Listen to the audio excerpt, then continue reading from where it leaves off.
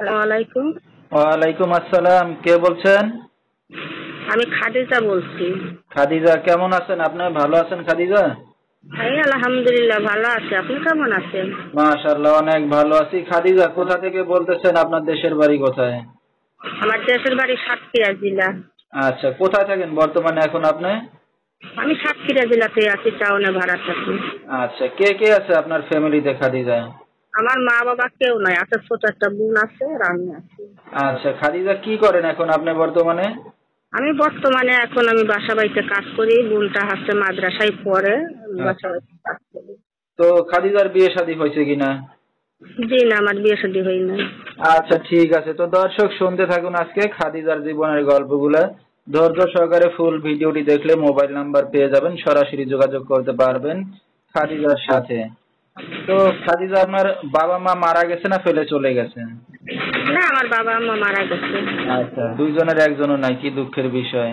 এখন যেখানে আছেন নিজেদের বাড়ি ঘর না বাসা ভাড়া নিয়ে থাকেন? না, এটা আমি বাসা ভাড়া নিয়ে থাকি। আপনাদের নিজেদের বাড়ি ঘর জায়গা জমি সম্পত্তি নাই কিছু? আমার কাছে বাড়ি ছিল। আমার বাবা যখন ছিল তখন টিনের ঘর ছিল। আচ্ছা আচ্ছা। তোমার নাই। আচ্ছা, জায়গা জমিও তেমন নাই না? না, জায়গা জমি তেমন নাই, ভিটে বাড়ি কোনো রকম। আচ্ছা আচ্ছা, তো আত্মীয় স্বজন কেউ আছে আপনাদেরকে দেখার মতো? আমার আত্মীয় স্বজন থাকলে আমাকে কেউ দেখাশোনা করে না, বুঝতে পারছেন। এই দুনিয়ায় অর্থ সম্পদ না থাকলে কেউ করে কেউ চেনে না।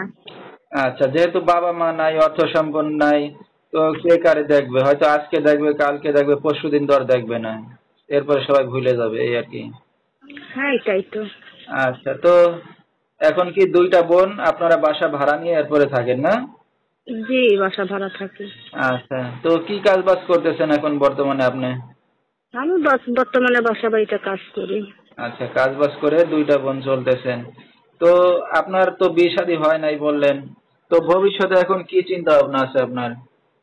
ভবিষ্যতে যদি আমি আর মনের মতন ভালো একটা মানুষ পাই তাহলে বিয়ে শাদী করবো। আচ্ছা, তো ভালো একটা মনের মানুষ খুঁজতে আসছেন মিডিয়ার সামনে না? জি জি। আচ্ছা, তো মনের মানুষ কেমন হওয়ার দরকার? বয়স বেশি না কম না বিবাহিত?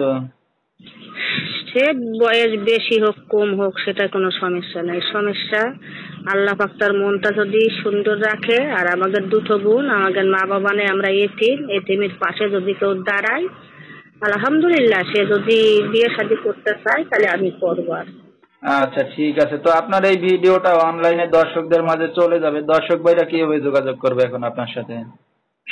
আমার মোবাইল নাম্বার আছে, নাম্বারে যোগাযোগ করলে আমার সঙ্গে কথা বলতে পারবে। আচ্ছা আচ্ছা, তো নাম্বারটা আপনি বলতে পারবেন? জি না, আমি নাম্বারটা বলতে পারবো না।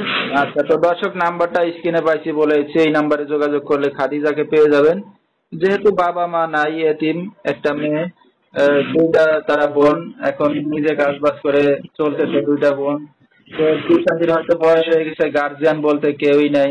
সে এখন চাচ্ছে যদি ভালো একটা মনের মানুষ পায়, সারা জীবন তার পাশে থাকে এমন একটা মানুষ পাইলে বিয়ে শাদী করবে। তো বিস্তারিত জানতে এই নাম্বারে যোগাযোগ করলে খাদিজাকে পেয়ে যাবেন। 01336256567, এই নাম্বারটাই হলো খাদিজার। তো খাদিজা, রাত বেরাতের অনেক দর্শক আপনাকে ফোন দেবে, দিনে ফোন দেবে, কোনো সমস্যা হবে আপনার? জি না, কোনো সমস্যা নাই। আচ্ছা, তো এখন তো এই যে বিয়ে শাদী করতে যাচ্ছেন, একটা গার্জিয়ান দরকার, তো গার্জিয়ান হিসেবে কি আপনার সাথে কথা বললেই হবে? এখন আমার সাথে কথা বললে হবে? আমি থাকি আমার কাছে, খালুর কাছে আছি, ভাগ্নে জামাই আছে। আচ্ছা, মানে তাদের সাথে আপনার সাথে রিলেশন করার পরে তাদের সাথে আলাপ করলেই হবে, এই তো? জি জি। ঠিক আছে, আমরা অনুষ্ঠানের একবারেই শেষ পর্যায়ে কিছু বলার আছে আপনারা? জি না, আমার আর কিছু বলার নেই। আমার যেটুকু বলার আছে আমি